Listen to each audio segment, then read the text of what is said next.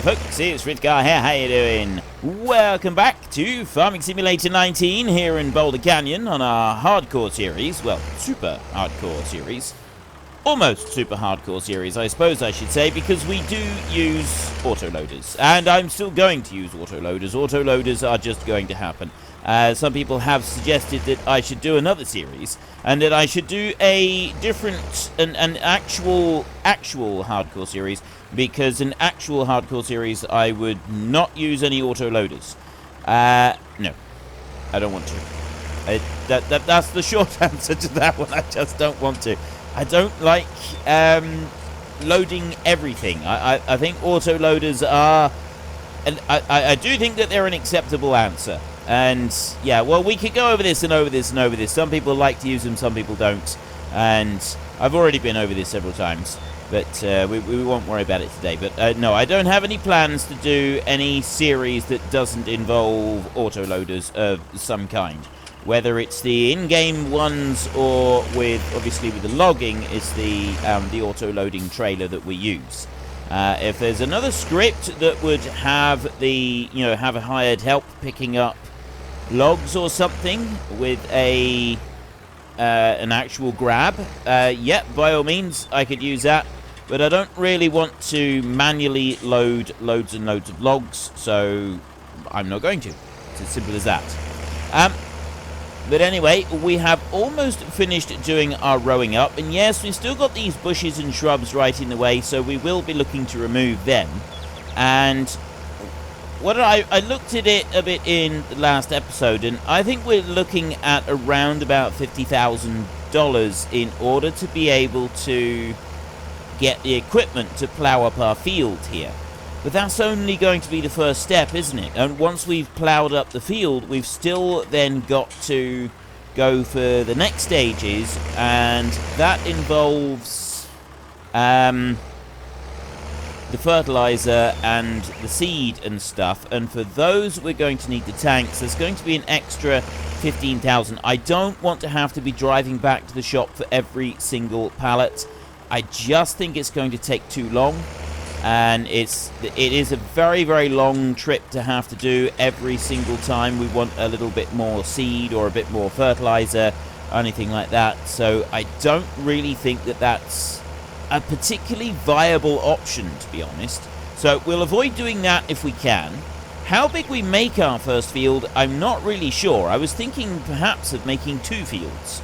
We could have one down here along the bottom that we kind of have done separately, but then what we could do is like pretty much the line that we've got cut out now, but then we can do another one where we separate it so it sort of goes alongside the big rock there, and then we sort of take up this area over this side and go up towards the line of the trees, or however high the line of the trees gets by the time we get over there. Because, let's face it, by the time we do some more tree felling, the field is going to be even bigger.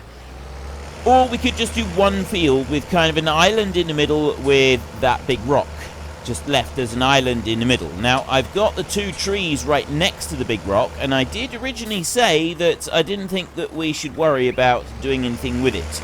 We'll leave the 2 trees there. They're only small, so they're not actually worth a great deal of money. They can stay next to it, but I was wondering whether we should do that. I think we will for now. We'll worry about taking out the bigger rocks. The bigger trees. Those further back up over there.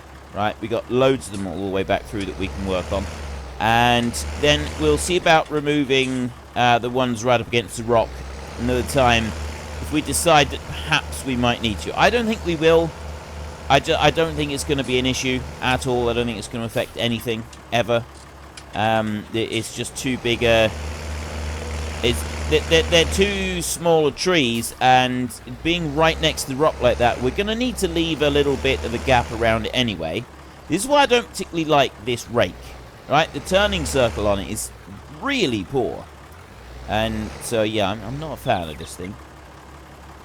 As soon as we're able to afford it, I'd like to get rid of this one and get the twin rotor one instead. That's the one that I'd like to be using. Right, if I bring that to there and lift that one up, we've now done. So I can fold that one in, We've done the first task. We have, well, it's actually the second task. We've done the mowing, and we've now done the raking. So today we're going to get our baler on, and we're going to start baling. And as so many people asked me to do it, bring the bales back to here on this area here, and then get, then do something with them. You know, get rid of the, wrap them up and then sell them. So we're going to do what I suggested in the last episode, which is we're going to bring the bales back to here, then we'll use the wrapper, and we'll wrap them, and as we unload the bales, we'll unload them directly onto the sell point. So by doing that, we're basically just going to be assuming that we're very carefully loading those wrap bales using our squeeze there. It's not a round bale squeeze. I know that's not a round bale squeeze, but it would do in the pinch. We'd be able to do that if we were very careful, and we can load up the dealer that comes in and gathers up these bales. He could even have a special lorry that has the necessary bits on it. Let's just unfold that and put the wheels down. That has a self-loading arm on it with a bale squeeze. He could actually have that on him. Right. Baler. Bit of grass, there we go. So we're making our first grass bale, and how well is this going to do? Now this obviously, it does take a while. This is going to give us an idea of how many bales we're going to get off of here as well. I don't think we're going to do too bad out of this. Right, we back that one up a little bit, there, and then Y to let the bale out, like that. So that's halfway across. We've got 1, 2, 3, 4, 5, 6, 7, 8, 9, 10, 11 rows. And we got about halfway before we even filled the bale up. We could get, because I was thinking that maybe 14 to 16 bales out of this area. That's kind of was my guess, was between 14 and 16. I've already started leaving little bits behind. And like I've said before, this is why I don't like the round baler, because it's such a narrow pickup on it. It seems unrealistic, the way that it leaves the bits of grass behind. And then the square baler, it sort of sticks out slightly outside of the edge that you can see the pickup reel working on. And the reason I think this is unrealistic, like there, look, like there, right? That's leaving bits behind that were inside the edge of the reel. The reason that I think this is unrealistic is because when you use a baler and you go and pick something up, you go and pick up a bit of grass, or you go and pick up a bit of hay, it doesn't, with straw it might do it a bit more, but with grass and with hay it doesn't leave most of it behind, right? It'll pull in the clump from the side, and it'll sort of gather, it'll grab hold of the bit of grass, and the grass tends to stick together in clumps. So if you go across a row, it'll pull in quite a bit from the outside edge, and it will do the same with a row as you sort of riding down it. It will gather everything from the sides. Now remember, this one down here, we had a double cut on this, essentially, didn't we? So it's going to be thicker down here. There should be more. Ooh, there is more bales. You back like that. There. Tip you out. There's another couple bits back there that have been left behind. Unfortunately, without using seasons, the grass doesn't deteriorate and disappear. Now, I was wondering about that. With a Super Hardcore series, when Seasons is eventually released, I was questioning whether or not I would use Seasons on the Super Hardcore series anyway. Because of the price variations and stuff like that, I wasn't sure how well it would work as sort of figure in with what we're doing. We'll see. We'll play that one by ear. I'm not going to make any commitments at the moment. We'll see what the mod is like when it's released. We know they're working on it, and this is essentially all we've got at the moment, is they're working on it, and we've had a few screenshots. I wouldn't expect a working version of it to be available for quite some time yet, though. And I'm quite happy with that. We know the amount of care and attention to detail that these guys put in on their mods. So if we've got to wait for another 6 months before Seasons comes out, that's fine by me, because I know that that is going to be a wait worth waiting for. Right, we're not going to be losing out on anything on there. I'm going to bring this one over here, drop that one there, right in the middle of the yard. That's then ready to go. We haven't actually got this. There's one bale there now that we don't have to move.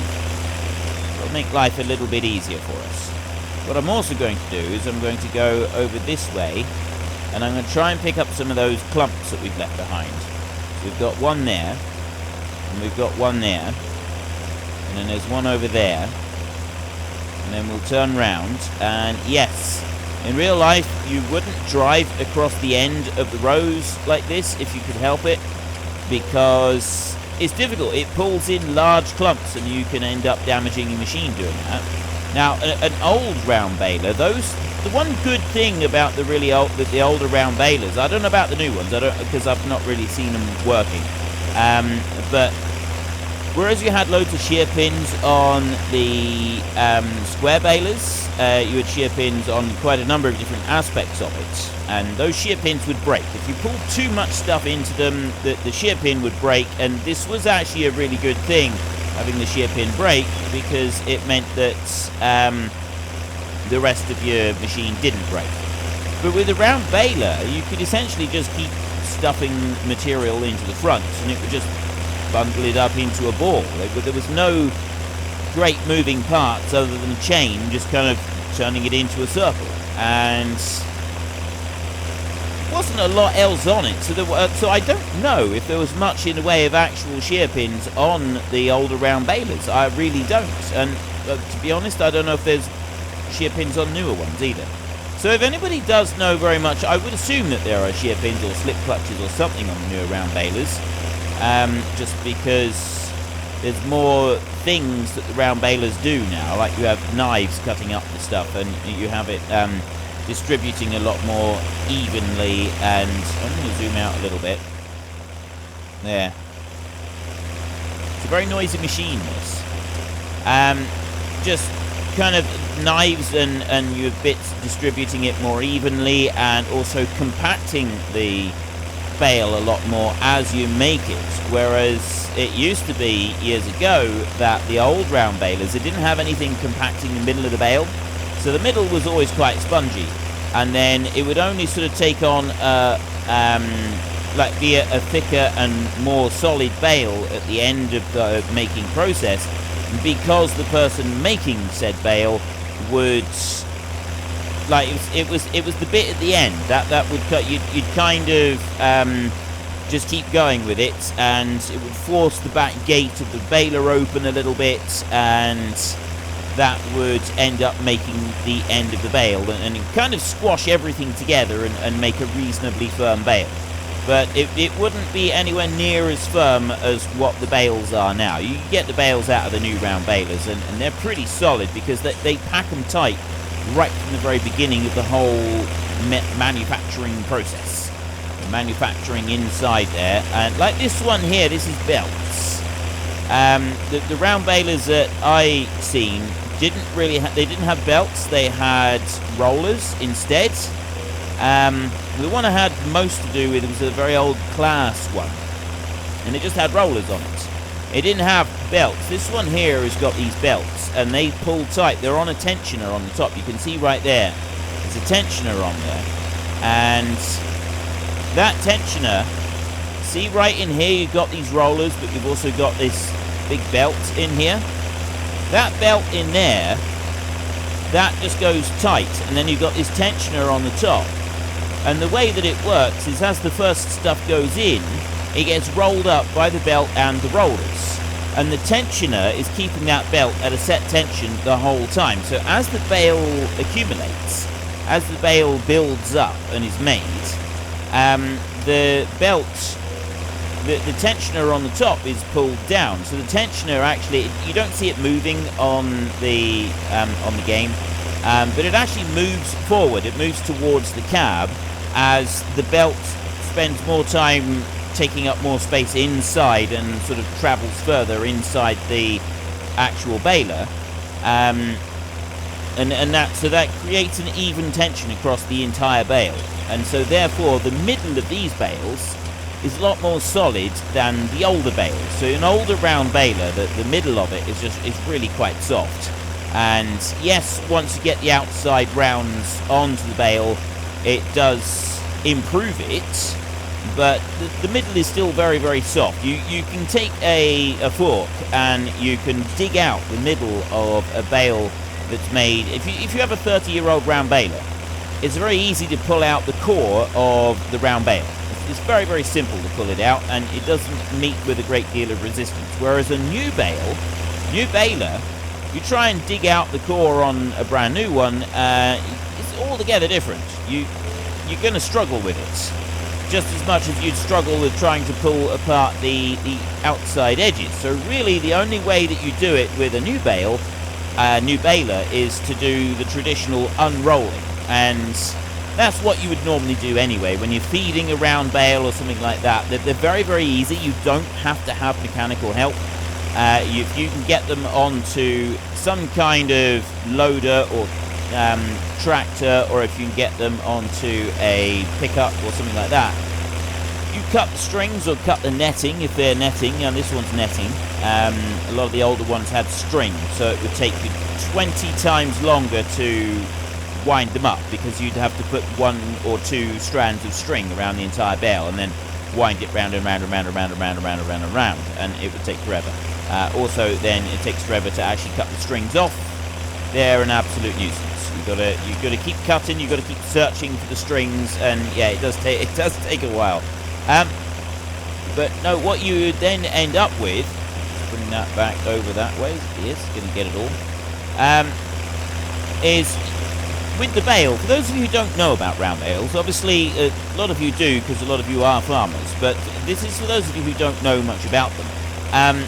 A round bale, the advantage with that is you take it out into the field. Once you've cut the strings or the netting off, you can then start unrolling it. You look at the way that it's been rolled up, and then you just sort of push it in the opposite direction, and it unrolls. It's just like a big carpet. And it does. It just leaves this carpet of feed out on the ground. So whether you've got a silage bales are harder to unroll, especially if they've gone a bit misshapen. It's very hard work to do that manually. But a hay bale is really easy, because they hold their form a lot better, especially if they're less than a year old. You have your hay bale, you put it down in the field, and then you just unroll. And the whole thing just unrolls like a great big carpet. It's really easy. And then the animals will come along. You know, if you've got cows out in the field that you're feeding, or sheep, and they're very careful that they'll all line up all along the edge. So you'll have cattle or sheep or goats or whatever it is that you're feeding at the time, and they've all form a neat and tidy line all the way along this bale and start eating. So what we used to do is we would kill 2 birds with 1 stone. We would unroll the bale and throw corn down at the same time, and I've done that on a couple of different farms that I worked on. You'd have one person go along, and you'd get the bale out into the field. Obviously the animals would come along and they'd be quite quick to try and start getting in there, but you have one person going along unrolling that bale as fast as they possibly can, and then the next person going along behind with a bag of corn, pouring corn right on top of the hay, because the cattle were already there and lined up and eating it in a neat and tidy fashion. You could normally get along there and get the corn out as well for them, and it would normally work fairly well. Not always. Wouldn't always work well. Sometimes you'd have a bit of a struggle to get past them all, but you'd normally cope with it. You get used to dealing with cattle in the end, and you know which ones are likely to cause you a bit of trouble and things like that. But yeah, so that was a pretty good way of doing it. The only trouble you have with round bales with unrolling them is if the person doing the baling was having to do baling in a very thin crop. If the crop on the ground, if you didn't have a nice thick windrow that was going into the bale to form it, you don't have this continuous stream of material that has formed the bale.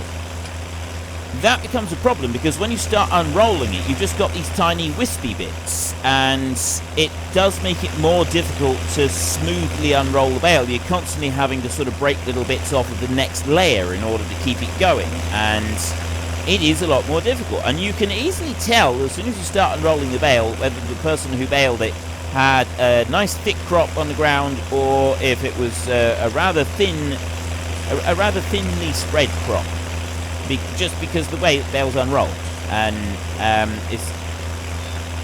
it is a nuisance. Obviously, it's not always, you know, it's not the end of the world type thing. You just kind of keep pulling more down, but you very, very quickly can tell. And also, interestingly, your bales are usually dustier. If you've got a thin crop on the ground and there wasn't very much of it, and so you've got this like the thin sort of stuff, you'll also notice the quality of the hay will be slightly poorer as well.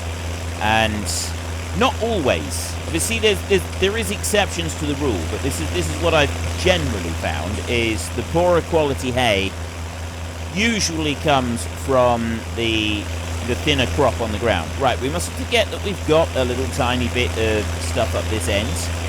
Just that we want to come back and tidy that up once we've done these short runs up here. It won't be much longer now. And we go to there. So yeah, I reckon to start with that we'd have 14 to 16 bales off of this field. And it looks like we're going to have several more than that.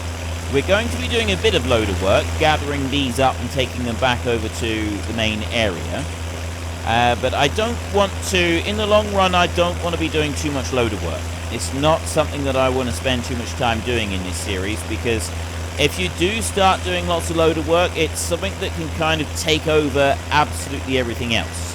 Like, with working our fields and that, yes, we'll be starting off by doing it manually, and we'll be doing it ourselves, but eventually we will be moving over to having hired help us do it. So we're able to progress a little bit faster, we're able to get more things done, and so we'll be able to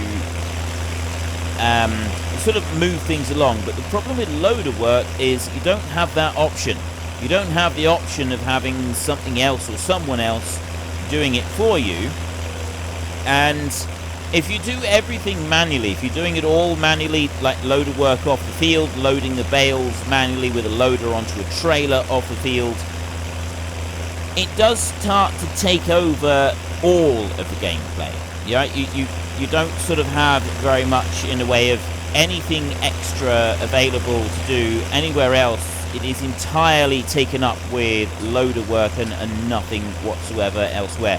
We've got 3,828 litres in here. We need another 172 litres to make up one more bale. So if we've got to, I'm going to get the mower. Yeah, we've got to. I'm going to get the mower and I'm going to cut one little extra bit. So we'll just shut that one down a minute and we'll unhitch that baler. I'm going to get the mower on and I'm going to do one little tiny cut right there, because I don't want to leave an entire bale in that baler. I'd rather leave a little bit of grass on the ground than do that. There's one thing that I do love about Seasons that I think would be really good to have as a mechanic in the base game, if it's done right. Seasons is okay, but you do have to be really careful with how you can lose material, especially just plain grass. Once you bale it up, you start to lose stuff almost immediately with plain grass. Right, that's all I'm going to do. Just like that. You start to lose the grass almost immediately with Seasons, and that's one bit that I don't like with it, is how rapidly the amount of grass in the bale starts to tick down before it gets wrapped. So unless you're using a machine that bales and wraps all in at the same time, you start to get a penalty for it. And that was probably the most unrealistic aspect of Seasons in general, was the way that it did that little bit. The rest of it I thought was absolutely fantastic. And I also really love the way that if you leave anything on the ground, and yes, some of it you do have to wait until you get rain, which we don't tend to have a lot of in FS19, it's got to be said. Not that I'm complaining about that, because I don't generally like rain in this game. But like the grass at midnight, you would lose half of the grass. Right, half of it would disappear, and then there we go. So we've got 3,992. We'll go and grab the last little bit just to make up this bale. Won't be any more than that there, and we've got 4,000. Right, I can pick that up, and yeah, the grass in that would just disappear from the fields. And I thought that bit was absolutely brilliant, because over time you tend to get a lot of these little bits left all over the fields in this game, and I don't think that's very realistic at all. And like you start to get all these little tiny bits of crop that are left there for year after year after year, unless you physically go and pick them up. And I don't like that. I would like there to be some sort of timer that we get rid of them, or at least an option that you could use within the game. We've got a tree stump there. I'm going to move this one a bit further back so that we don't cover that tree stump, and then we'll get that one later. Yeah, it's that lack of realism with that. I'd at least like there to be an option within this game that allowed us to go and change that, so that we could like delete all loose stuff on the ground. Right? I know that you'd have to use such a button very, very carefully. Maybe do it by crop type. Say grass, hay, and straw. Any grass, hay, and straw that's not baled up, that's loose on the ground, there is a built-in option in the game to go and remove them. Just like that. Boom. Gone. I do think that would be quite a good thing. I think that would be a beneficial thing to the game as a whole. Now, let's see how many we did. I said between 14 and 16 was my guess. No, not contracts we want here. We've got created bale 22. 22 bales we made. That is more than I thought we'd get from here. So if we have our fields and we have it sort of properly ploughed and fertilized and get all of the decent bonuses and everything from it, I think it doubles. I think it doubles what we would get. So we could, in theory, get 44 bales from this little section here, which, when you turn them into bales of silage and you sell them at about $250 per 1,000 litres, that's $44,000 for the bales from this field. That's a very good rate, right? I like that, especially as in future I would be planning to use some hired helps. Right, hired helps would definitely be coming into this. So pick that one up like that, and we'll start taking them back. So this is what we're going to do. We're going to, yes, I'm still going to be using it like this. The plan is, and you can see, this is another thing that I don't like about the bales, is the way that they do move on the bale spikes. That bit I don't like.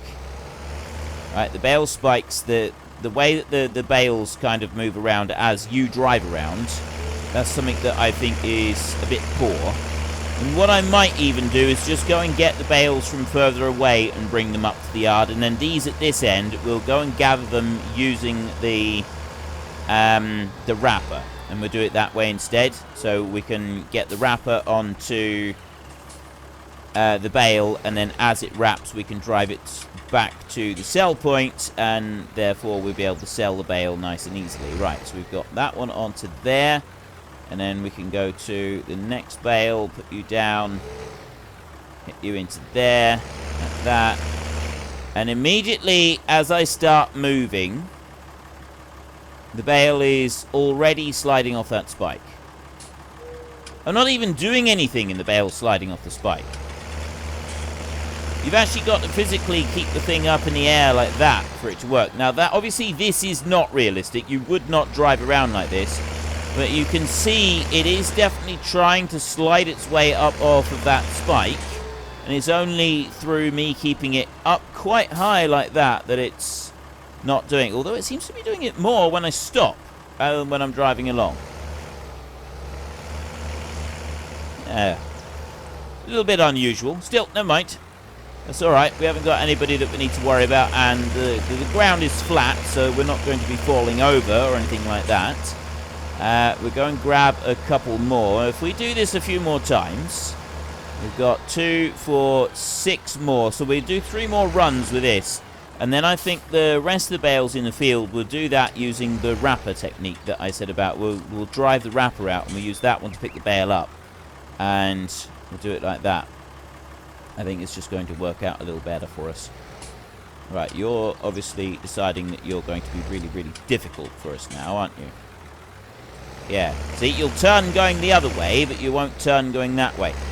What we'll do with this one, then, is we'll bring this one over here. And I'll do it like that. And I'll put the bale right in next to it. There. And just drop that one there, like that. And then just bring the spike up so that it's right in the middle.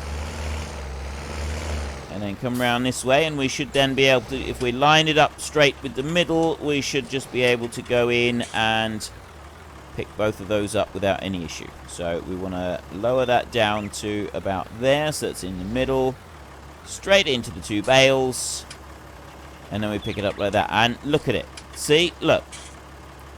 That bale's already moving. It's dancing forward and back on that bale spike. It's gonna end up falling off. It's gonna go right off of that bale, off of that spike. There's no good reason for it to do that. I start moving and it does slide back onto it. It's kind of spread itself out a little bit now, though. Maybe it's just that they're too close. I really don't know why it's doing that. Right, there's no kind of logical reason for it to do that. Maybe this is one of the complaints about the lack of realism with the bales that people have been having. I've not noticed it before. It's got to be said, I've not noticed it doing things like that before. And it only seems to do it with one bale. If we were to bring them back one bale at a time, I suspect it wouldn't really be an issue.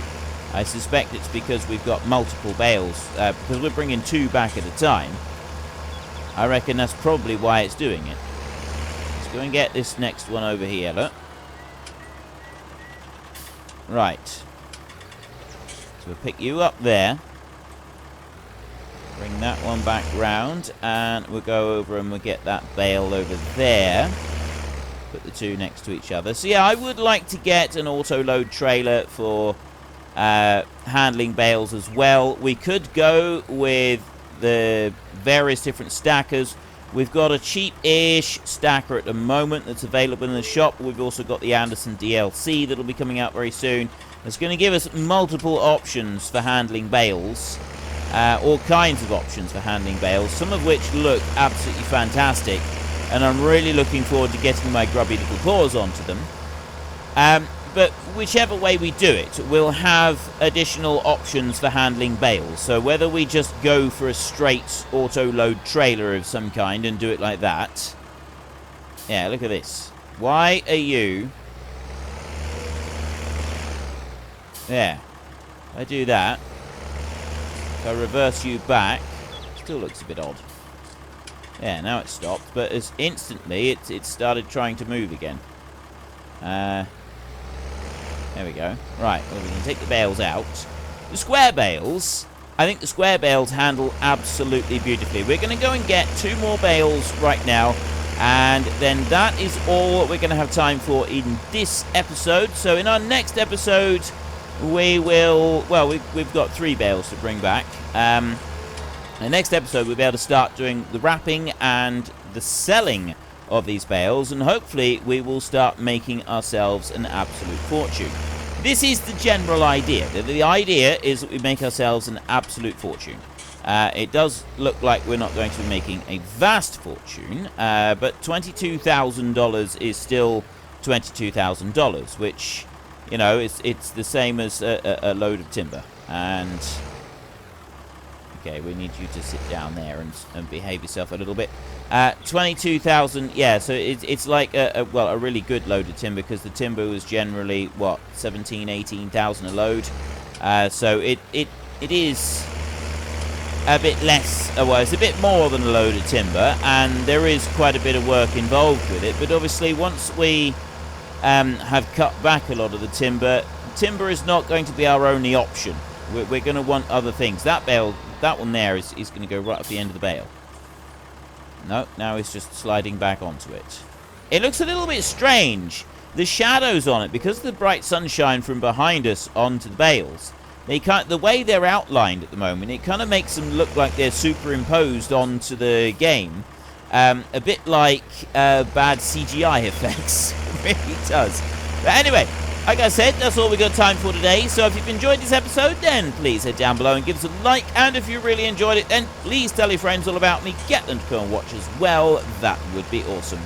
I'm going to take this bale back over there. And in our next episode, like I said, we will be doing the wrapping. So until next time, thank you very much for watching. This is Frithgar. Goodbye, and see you later.